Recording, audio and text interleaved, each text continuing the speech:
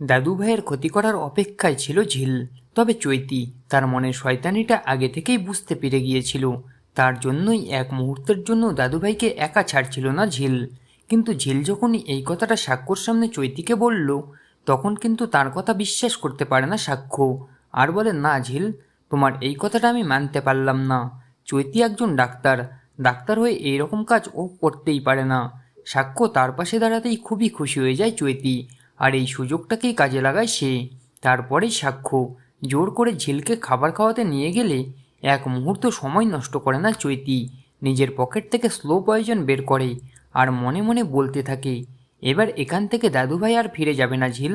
সবাই জানবে দাদুভাই heart attack করে মারা গেছে। আর তারপরে তোমাকে কিভাবে সবার সামনে ভিলেন বানিয়ে সাক্ষ্যর জীবন থেকে সরাই, তুমি শুধু দেখতে থাকো ঝিল।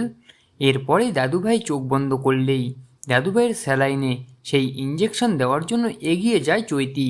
অন্যদিকে সাক্ষ্যও দাদুভাইয়ের কেবিনের দিকে আসতে লাগে। তো বন্ধুরা, এবার কি তাহলে চৈতিকে ইঞ্জেকশন দিতে গিয়ে দেখে ফেলবে সাক্ষ্য, আর তারপরে তাকে উচিত শিক্ষা দিয়ে সবার সামনে তার মুখোশ খুলে দেবে? আপনাদের কি মনে হয় কমেন্ট করে অবশ্যই জানান। মূল ধারাবাহিক দেখতে হলে অবশ্যই চোখ রাখুন স্টার জলসার পর্দায়। আর এমনই আপডেট প্রতিদিন সবার আগে পেতে হলে আমাদের এই চ্যানেলটাকে অবশ্যই সাবস্ক্রাইব করে দিন।